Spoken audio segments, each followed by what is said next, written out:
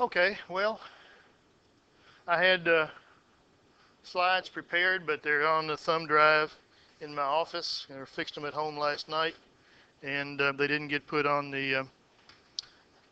I gave a test this morning, and I got busy working with that, so I didn't get put on the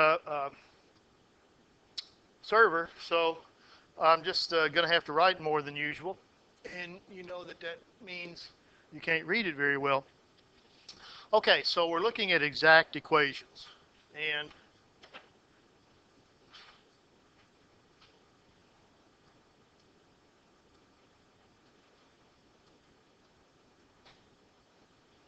so remember what we have here, and say, oh yeah, first things first. If you looked at the syllabus, and I know we all do, except for me, you see that we have a test today. Well, no, we don't, but it says so in the syllabus. We're going to have a test Thursday, and what it'll be a take-home test because of the distance thing, and besides because some of the problems are just way too long. There are some things that could easily be done in a time situation, but a lot of complete problems can't be done that way. So we'll uh, we'll give you that Thursday, and you'll work on it over next weekend. Now, also, I am scheduled to go with Dr. Stivers to University of Kentucky Engineering School Tuesday. It would be during this class. So unless you get an email or something from me saying that's been canceled, you should come to class, then don't on Tuesday. Uh, yeah, I think that's about it. I want to finish up chapter 2. We've got two sections. One of the sections is really short, and I'll get that done today. I'll finish up the exact equations and get to section 2.4 done. Section 2.5 will have to be something that we'll do. I'll see if I put it. I'll have to think about whether I put it on the test or not. Since the test will be take home and have an open book, it might not be too bad. Uh, but let me think about that over the weekend.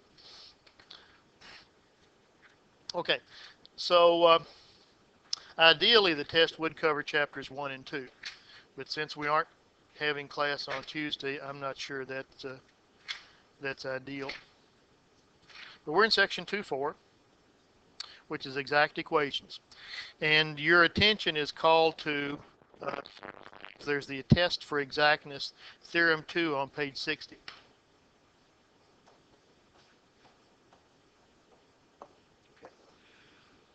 So the idea is we're going to look at is when do you have a, how do we know if we got an exact equation, and how do we solve it? Okay, so if you're looking at a differential equation written in this form, some function of xy times dx plus some function of xy dy equals 0. Okay, now if that's an exact equation,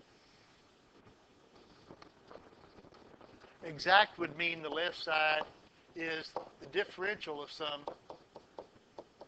function of xy. So to solve it, we would just integrate that left side. Once we recognize that the big function, well, we have to know if we have a big function or not. The proof, the theorem 2, the verifying whether we have an exact DE or not, actually is a result of something from Calculus 3 again. And it had to do something, and I know that Jose and Harold will remember this, is when we started doing partial derivatives, if we took the derivative of something with respect to x, and then we might take the derivative with respect to y, and the question was, would that be the same thing as if we did it in a different order? Okay. And it is, unless the function's really screwy, it is. And that's the idea here, is that if we have okay, I'm getting a little scattered because of the troubles today, but if we have an exact equation, the coefficient of dx here is the partial of f with respect to x. And the coefficient of dy is the partial of f with respect to y. And we're looking for this big function f. Okay, if we want to know if this is really exact, are the mixed partials the same? In other words, if I take this partial with respect to f, with respect to x, and then take the partial with respect to y of that, okay, I should get, you take the partial with respect to y, and then the partial with respect to x. So in other words, here's the theorem 2, what it says. It says that if the partial of m with respect to y equals the partial of n with respect to x, then the dE is exact.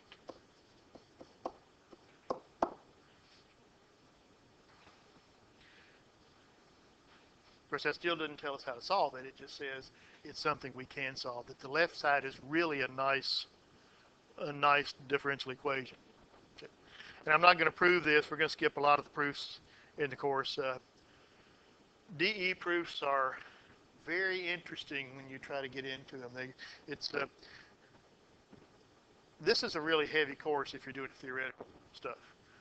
The rules that we've got, the things that work, you might wonder how did anybody ever come up with them? And that's a really good question, because some of these things are very, very hard to prove theoretically, and take some real ingenuity and a lot of calculus and stuff as well. So let's do one or two this way. And this is number on page 64. Oh, okay. This is number 11. We're going to solve this, but the first step in any sort of solution is to make sure that you really can solve it this way. So in number 11, page 64, we have e to the x sine y minus 3x squared dx plus e to the x cosine y. And I'm going to write the second one a little differently than what they do. I'm going to call it 1/3 y to the negative 2/3 dy. I don't know why they wrote y to the negative 2/3 over 3. I mean, it's the same thing. It just seems to me to make the problem a little more complicated looking. Okay, for the first question is this exact?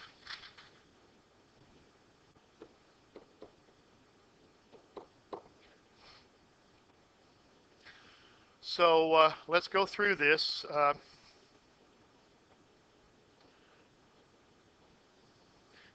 Here is my function m. Remember, this is m, which is the partial of any sort of solution with respect to x. And my function n is here, which is the partial of any sort of solution with respect to y. And what we need to do is to take the derivative of m with respect to y.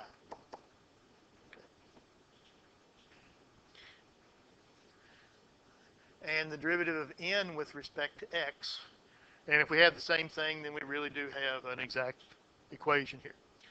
Okay, so derivative of n with respect to y. Well, e to the x, as far as y is concerned, is a constant. 3x squared is a constant. The derivative of m here is just, well, e to the x is a constant coefficient, and the derivative of the sine is the cosine. The derivative of 3x squared is 0, as far as y is concerned. Okay. The partial of n with respect to x. Okay. Well, anything with a y in it is a constant as far as x is concerned. Okay. So I have the derivative of e to the x, which is e to the x. It's multiplied by cosine of y, which is just a constant coefficient as far as x is concerned. And the 1/3 y to the negative 2/3, the derivative of that with respect to x is 0. So these two things are equal. So that means exact. Okay. So, and once I get this problem done, I'm going to summarize like about a 4 or 5 step process. But first step, if you don't know, now actually if you look at the book, they said basically told you this was exact. But if you don't know, if you're just facing a DE for the first time, you got to decide whether it's exact or not. This one is. Okay, so let me go copy this down on another page. I don't want these pages to be too big. So we had then, let me just put down m was e to the x sine y minus 3x squared. And the function n was e to the x cosine y plus 1/3 y to the negative 2/3. Okay, now these guys are derivatives of a common big function. And the way you find that function is, so step one is to verify it's really exact. The second step is take your function m and integrate that with respect to x. Now there's nothing special about m. I could take the function n and integrate with respect to y if that looked a little nicer to you.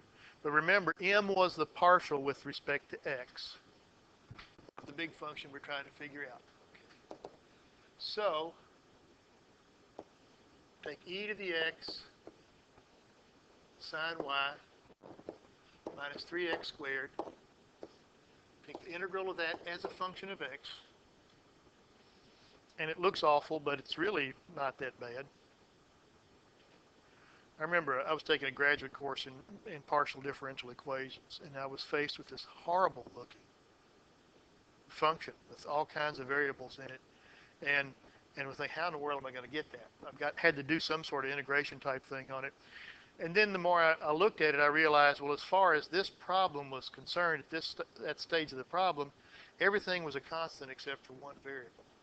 So it was something I could do. So when you're faced with something like this, don't let sine y upset you. You're either going with respect to x, so that's just a constant coefficient like a 4 or something. Now I'm going to go like the book is. I didn't do this the other day, but when you pick up a constant term, I'll put it out here. It's going to be a function of y that disappeared. Remember, when you found m, you took the partial with respect to x. And if there was just a plain old function of y out here, it would disappear when you take the partial with respect to x. We're going to have to figure that out. That's my constant, in other words. Integral of e to the x sine y times dx. Well, the integral of e to the x is just e to the x. Sine y is just a constant coefficient. 3x squared, well, the antiderivative of that's x cubed. And then we have some sort of g of y. I did the example the other day a little differently, but I'm going to stick with how the book does it. Now, this is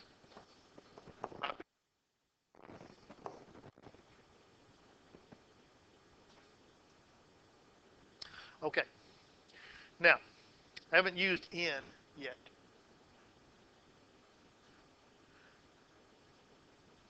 The connection with this function and n is that n is the partial of this with respect to y. In other words, if I take the derivative of this as a function of y,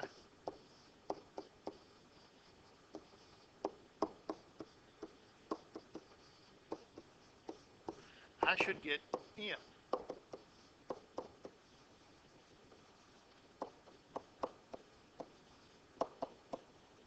Okay. Because that's what n is. It's the partial of f with respect to x. Excuse me, x. It should be y. I've been saying it right, but writing it wrong.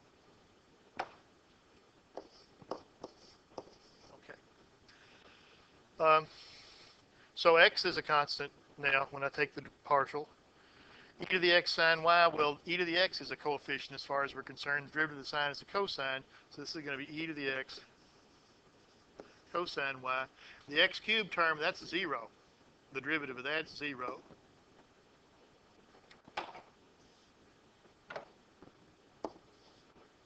G of y, I don't know what that is. I mean, the best I can do is just write down the derivative. And that should be e to the x cosine y plus 1/3 y to the negative 2/3. Okay. And the e to the x cosine y stuff is fine. What we have then is that g prime is this 1/3 y to the negative 2/3.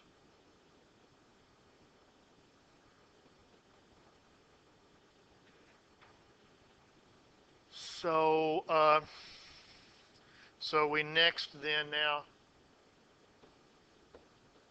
we solve g prime of y equal 1/3 y to the negative 2/3, which means g of y would be the integral of that.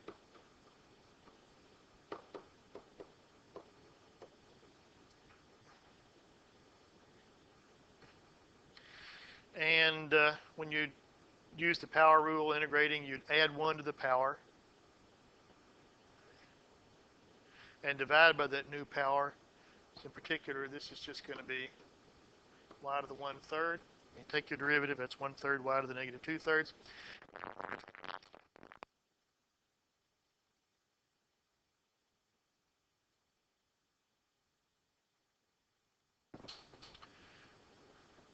So we go back up here, and we can say explicitly what our, well, we can say specifically what our function capital F was.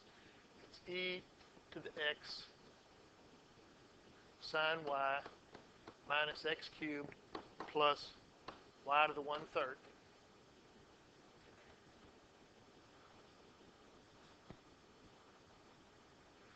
Now, our final solution is not this function, but this function equals a constant. Remember, I don't have the dE here. The dE was m dx plus n dy equals 0. Our final solution, which I'll put in here. Well, no, let's put it down here.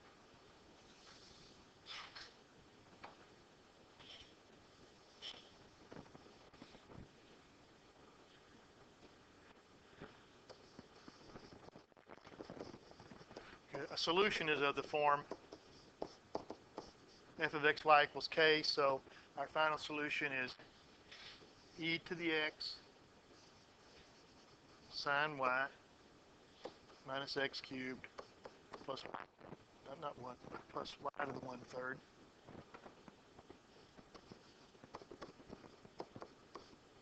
equals k or c or whatever you're going to call the constant. I think I should have called it c. Doesn't matter.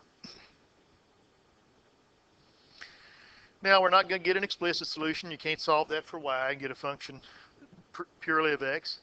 But there's an implicit solution to the exact dE we had.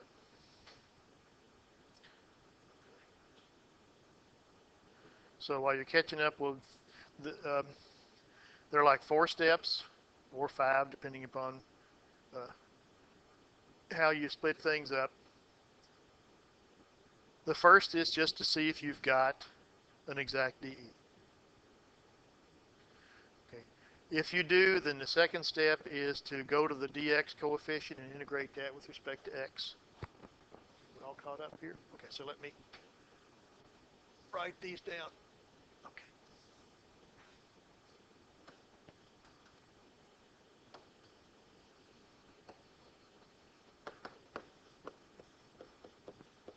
Okay, determine if it's exact. And that was take the partial of m with respect to y. Is that equal to the partial of n with respect to x? If yes, then you go on to the second step. The second step is to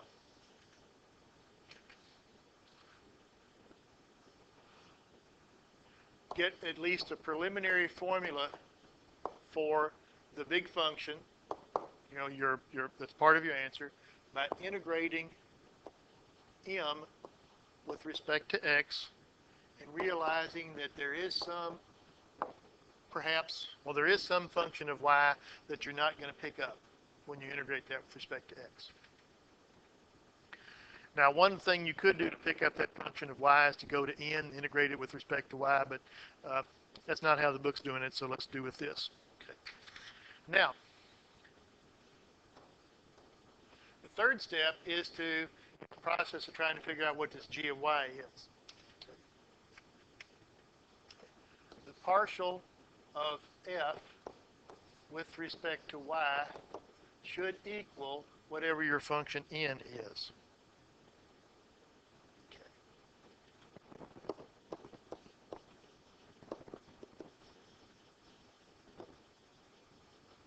This determines then not g, but the derivative of g. Okay. The fourth step is where you have to do a little more calculus here. G of y is the integral of whatever we figured out g prime was. See if I can make that a little neater.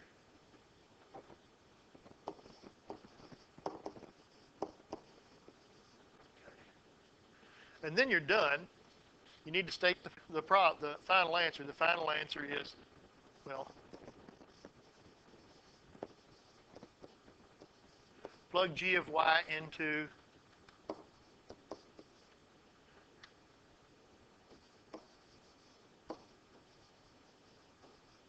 go back and plug your g of y into your step 2 answer, and the final answer, nope, not equal 0, equal constant.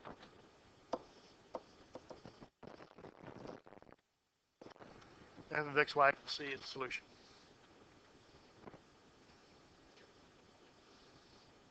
So calculus is involved in step 1 when you check. Step, well, it's involved every single step, yeah.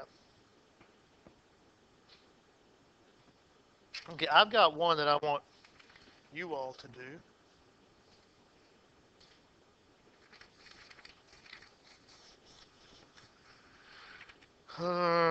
Yeah.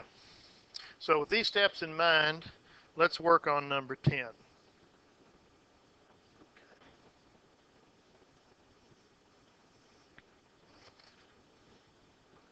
So on number 10, determine whether it's exact, and if so, solve it.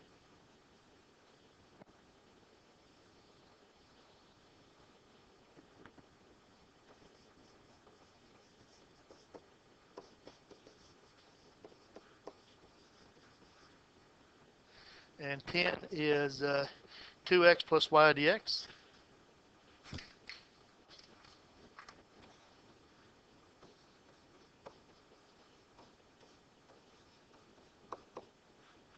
Plus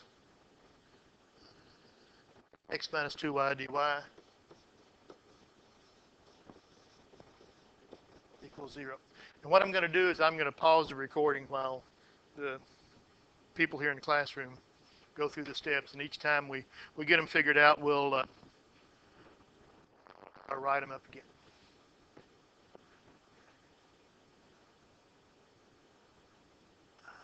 So where's the pause button?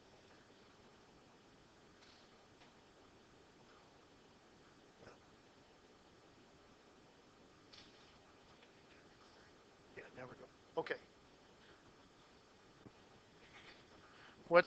This is m here.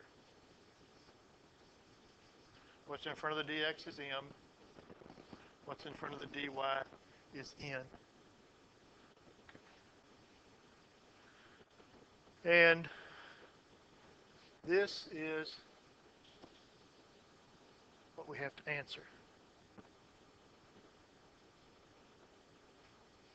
What's the partial of m with respect to y? This is a derivative. Yeah.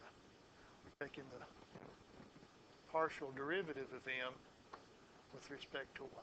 It just means anything that's not a y is a constant. The derivative of 2x is 0. It's just 1. Yeah. It's the derivative of the x. It's with respect to y, then the x has no y's in it.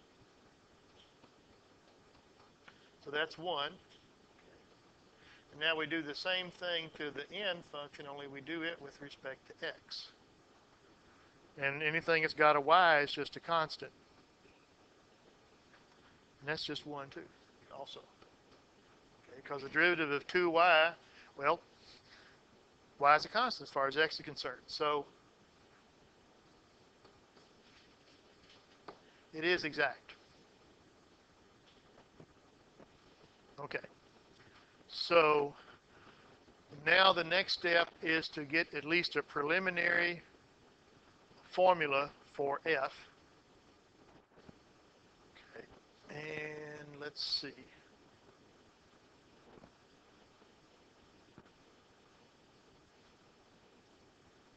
Anyway, I could want to extend this a little more, but I guess surely I can extend this a little more. How do I do this? Okay. I don't see the extend. Okay, so what that means is we need to use this thing. So I'll go to a new page since I can't seem to extend this. M is 2x plus y.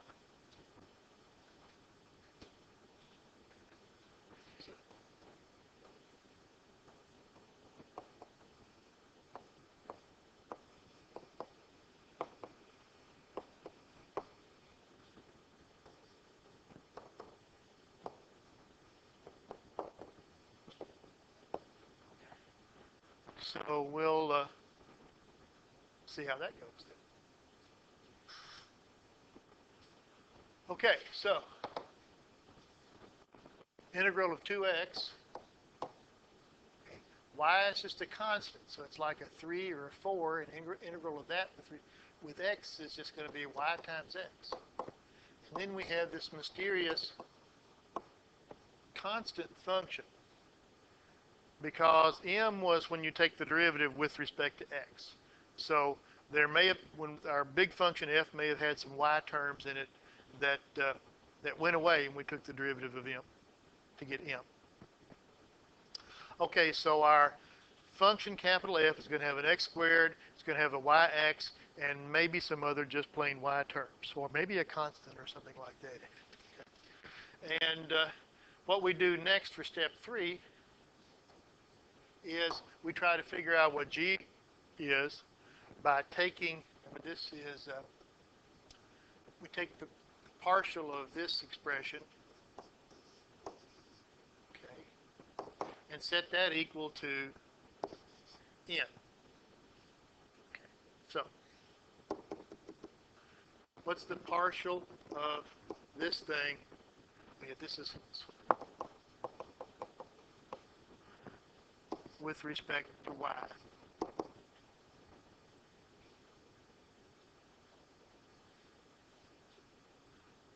Okay, so we've got the partial of f with respect to y, and I can't seem to make this guy leave, so I'll just shrink him. And that's supposed to be the function n, and I forgot what n was. It's x minus 2y. Okay. All right, well that tells us then that the x's we know, that tells us then that g prime is minus 2, g prime of y is minus 2y. Let me write that down a little better.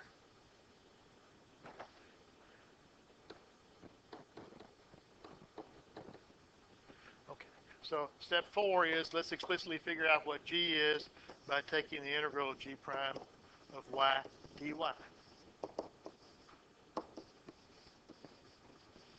And I'm not going to pause the recording on this one because we ought to be able to do this in our heads.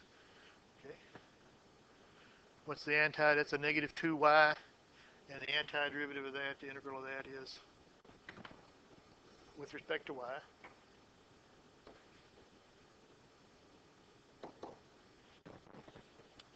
Yep, negative y squared. Don't worry about the constant. We'll tack on the constant on the right-hand side of the equation when we're done. So this thing is, that's that. So we're now ready to write our final answer down, which is step 5, which got x squared plus yx minus y squared equals c. This is our general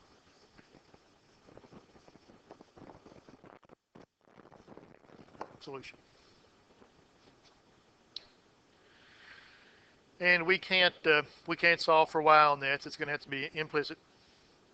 But that's it. And that's the process. It's I was going to do one where we've actually at this point found if we had a value like say y of 0 equals 1, I would plug those numbers in and figure out the constant. But that's the easiest part there. And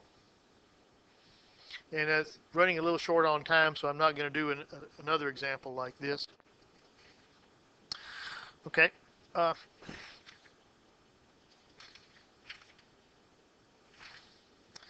Okay. I want to spend the last few minutes of this class talking about something that might be important or can be important in engineering applications, and that's the notion of orthogonal curves. So we would say something like, let's see, I need to get my line thin again. I just do not know why it won't stay that way.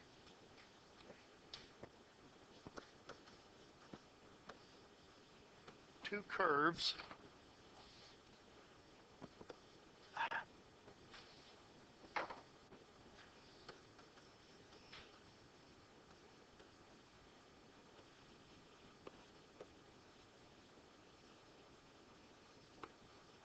Okay, do you know what orthogonal curves mean?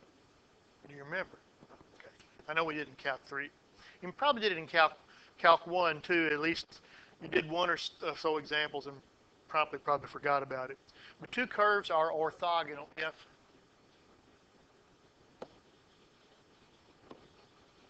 they are perpendicular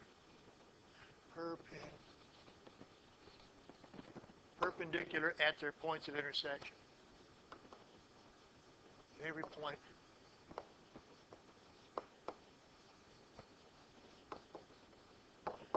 of intersection. So what that would mean is if I have like here's curve, and I'll do these like they're functions here. There's y1 and y2 would come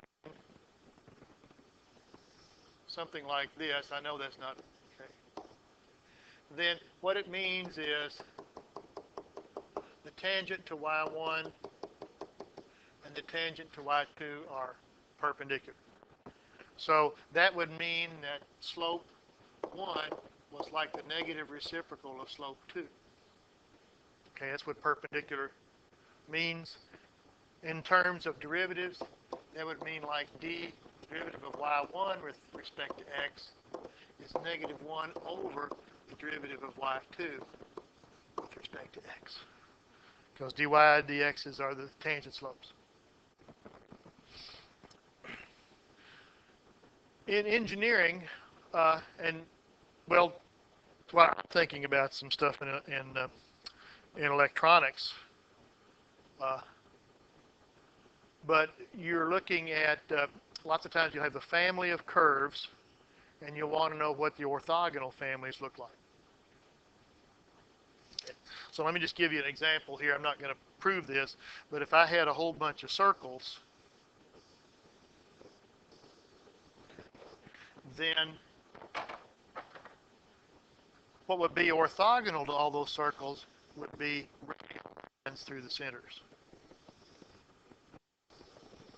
Okay. So those are two families of orthogonal curves.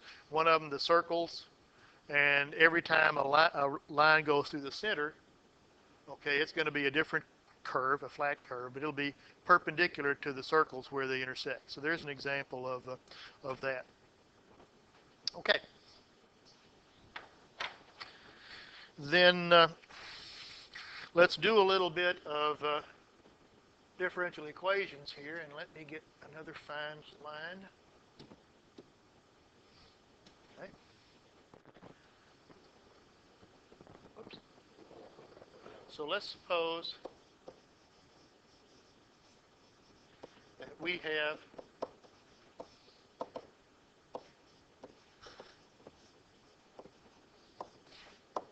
a family of curves in the plane. I'll call them f of x, y equals k. So each time you put a different value of k in there, you'll get a different curve. So like the circles, you'd have x squared plus y squared equals some k, and each different k would give you a different radius circle. Okay, so we got some sort of family of curves. Then if you take the differential of capital F of x, y, and we did this, I think the first day I started talking about that. That's the partial of f with respect to x times dx plus the partial of f with respect to y times dy.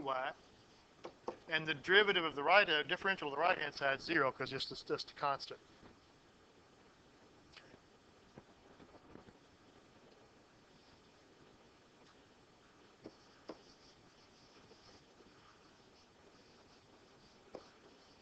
We want to get tangent slopes here, so we'll solve this for dy dx, a step or two.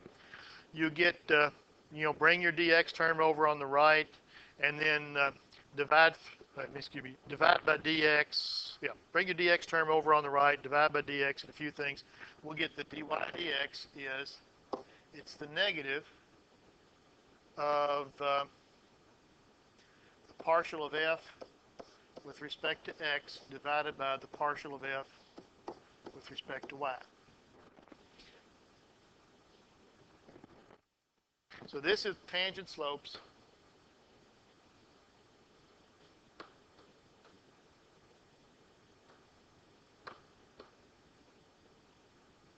for our family of curves.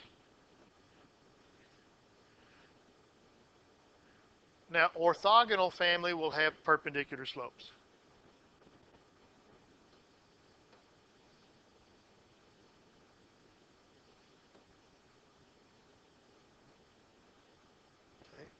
Orthogonal slopes, there's going to be the negative reciprocal.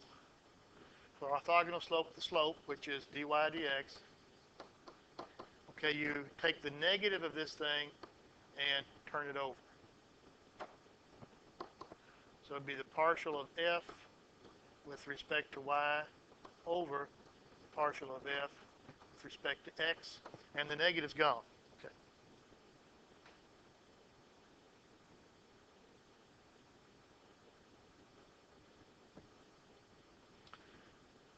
Okay, let's catch up here. And we're going to make a differential equation out of that. So remember, capital F was our original family of curves. It's something we know in this case. We've got equations for circles or ellipses or hyperbolas or logarithmic curves or something, and we're trying to figure out what's perpendicular to all of that. So, and just going to write down the formula, and because I have to leave a little bit early, I've got lunch with the president. Okay. So let me write that back down again. It's what was it? Partial with respect to x on top. Or was it with respect to y on top? Oops, okay. Backwards here. This is a perpendicular slope.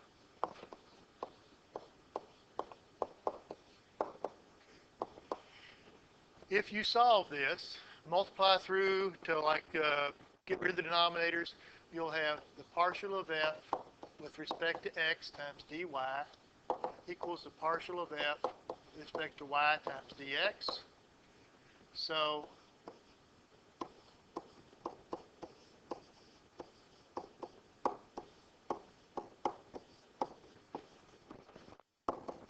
okay, so rewriting it to where it looks like the type of equation we've been working on, solve this equation.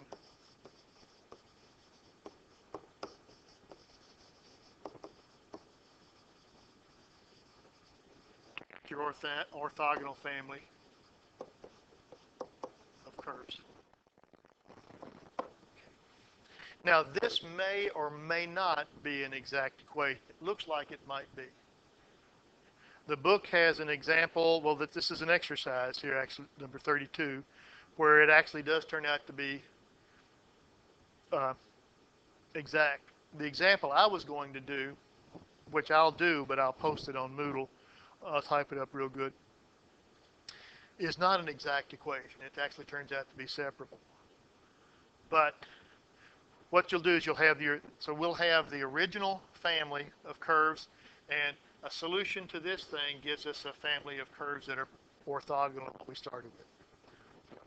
So if capital F was originally circles, the the uh, the, the function that satisfies this equation will be radial lines. Okay.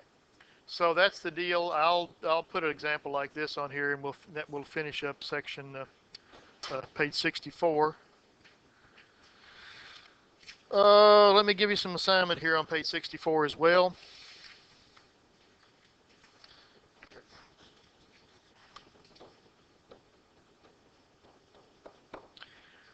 And the first ones, let's do 1, 3, 6, 7.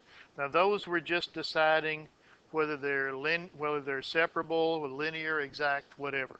And some of them might be none or all. Okay, so you don't have to do anything on those. Let's see, we did 10, I did 11. Why don't we do 9 and say 14? Let's do one with initial value. I was going to do 22, but it's a real, let's see, wait a minute. But it's a real pain.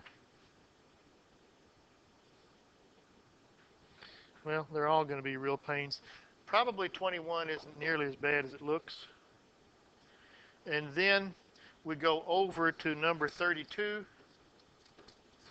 And I have already done part A. What I want you to do is look at part C. Okay. So part A was to come up with the equation I just came up with. Part C is to start with this, okay. Our original f of xy is going to be, well, let's do this, yeah, xy. So take the partials of that for m and n, and then kind of substitute in here and solve backwards. Okay, so look at your email and look on Moodle, and Thursday we won't have Tuesday we won't have class. Thursday we'll have the class, and I'll give out a take-home test at the end of the period, which you'll have the weekend to work on. So you can look at it Thursday night and get with me Friday, or work on a weekend and get with me on Monday, and then hand it in on Tuesday. Okay.